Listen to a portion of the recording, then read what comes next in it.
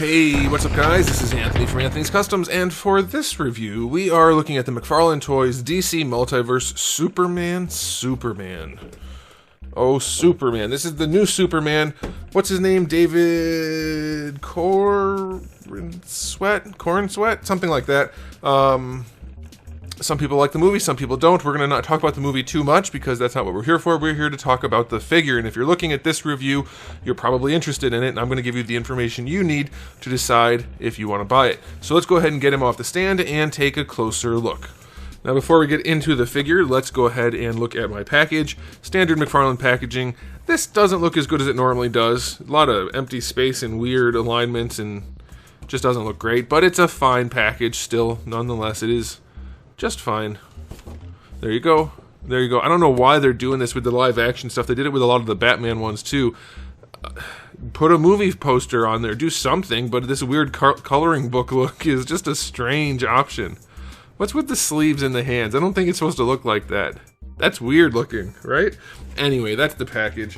And here's the figure. So let's go ahead and talk about this guy.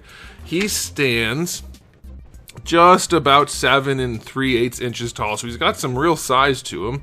That's going to be about, let's say, 18.5 centimeters plus a couple of millimeters maybe for his hair. Pretty big. Here he's up against a Marvel Legends, which is an entirely different scale. So there's that. Alright, so question of the day. How do you guys feel about the new Superman? Whether you're talking about looks, casting, the movie, whatever you want to discuss, get it off your chest. We'll talk about it in the comment section below. I will tell you that I think the movie is terrible. No, I'm joking. I haven't seen it. I don't intend to see it. I'm not a Superman fan. And if what I've heard about them changing truth, justice, and the American way is true, I'm just not gonna bother. I don't care. I don't care enough about Superman to go out of my way to see it, and it's a James Gunn movie, so I pretty much know what to expect. So let me know what you guys think. If you've seen it, did you like it? If you saw it, did you not like it? Are you gonna see it? What do you think? And we'll talk about that a little bit down there, but this is gonna be, from here on out, all about the figure, regardless of whether you like the casting or not. Okay, so I have to say, first off, it doesn't look too bad.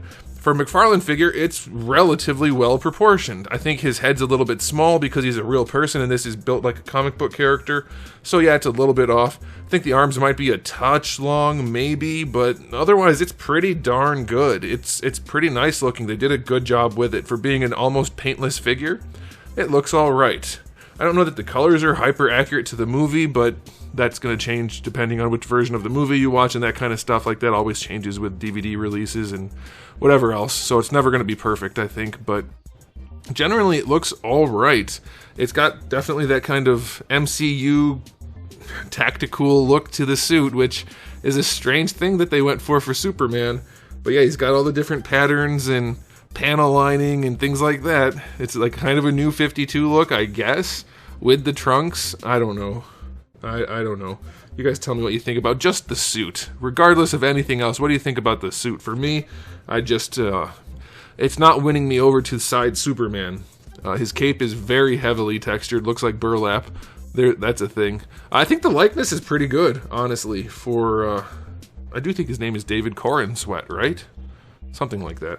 I think it's actually pretty good. Like, obviously, it's not a fancy paint job or anything, but I think the sculpt is solid enough. The paint job is good enough. It's a little janky, but if that's standing on your shelf, it looks like the character. You're not supposed to be looking at it as close as you are in a review on a daily basis, so I think you're going to be all right with that. I think it looks okay. The eyes are off a little bit, or at least this one is.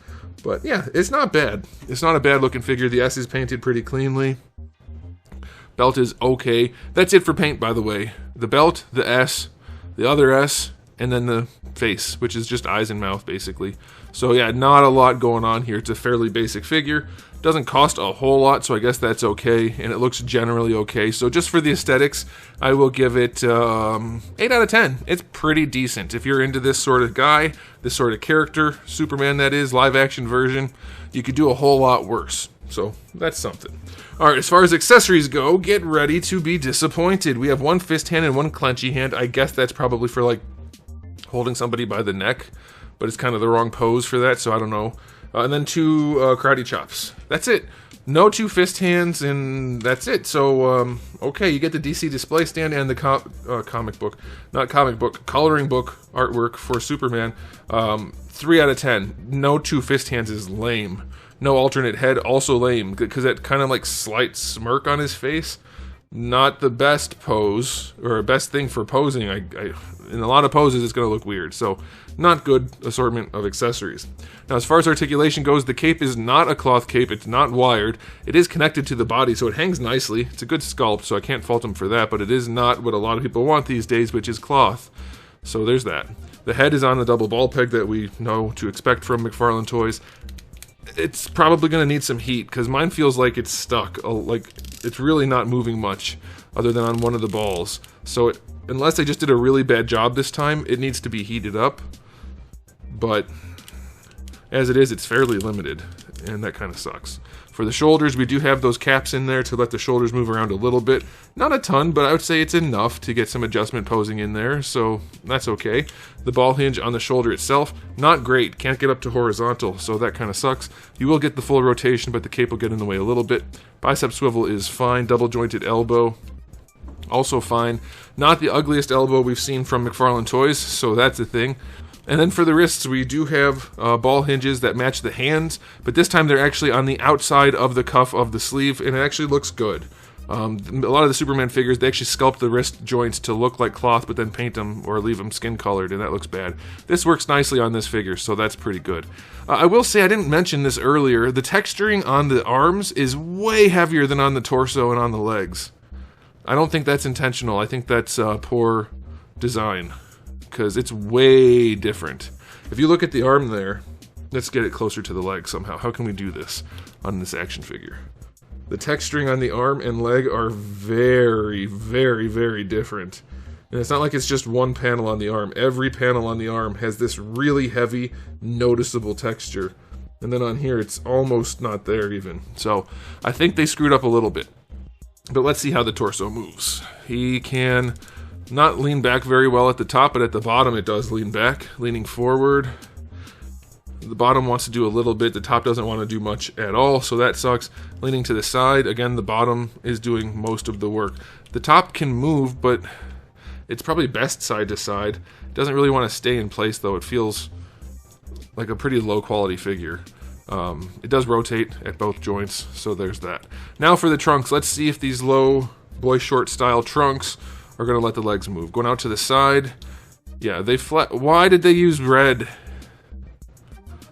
Why'd they use red? I mean, for costs, I assume, or just they're really bad at their jobs. That should be blue because it's connected to the blue leg. That's dumb. He can do the splits though, so that's good. Going forward, it flexes well enough to get the range. So yeah, you could do a whole lot worse than that. It's not particularly good, but it's sufficient. It'll get the job done. No real stress marks or anything, so that's alright. Thigh swivel might as well not exist. Double jointed knee. Ooh, Todd.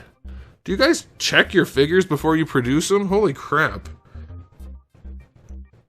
This knee joint doesn't go very far at all. And as I was doing it, I didn't realize it couldn't go any farther, and it really stressed the crap out of that thigh. So, the knee joint is unnecessarily limited. It's okay, but it doesn't work very well. The ankles, big, heavy ratchets as usual. So pretty annoying to get them to stand. They are functional though, technically speaking. Then you get the toe hinge, which does leave the toe pointed up a little bit. Not a whole lot, but a little bit. It's fairly well placed, and it's not super loose. It has a black pin in it, that's strange, but it's not bad. So ultimately, it is kind of like more of the same from McFarlane. It's a decent enough figure. The articulation is going to get only a 6 out of 10. It doesn't have a lot of range where it should in a lot of places. And the joints are not particularly well thought out, and they're not particularly good looking. And now it's time for the final verdict. Is this a really good release of this new Superman? No. Nope, definitely not. If you love this Superman, you'll probably find enough to like it. If you hate this Superman, this is not going to win you over. This is a just good enough figure for a relatively low price point that you won't be offended if you buy it, and that's about it. So, I'm going to give it an overall rating of 7 out of 10. It's fine. It is at the most fine. At the worst, it's not very good. At the best, it's fine. It's just not that great. So let me know what you guys think in the comment section below, but that'll be it for me. So thanks for watching. If you enjoyed the video, please do give it a thumbs up. If you didn't, give it a thumbs down. And if you haven't subscribed, you should. I have new videos just about every single day, and thousands already on the channel. So make sure you come back for all of that. And in the meantime, keep collecting.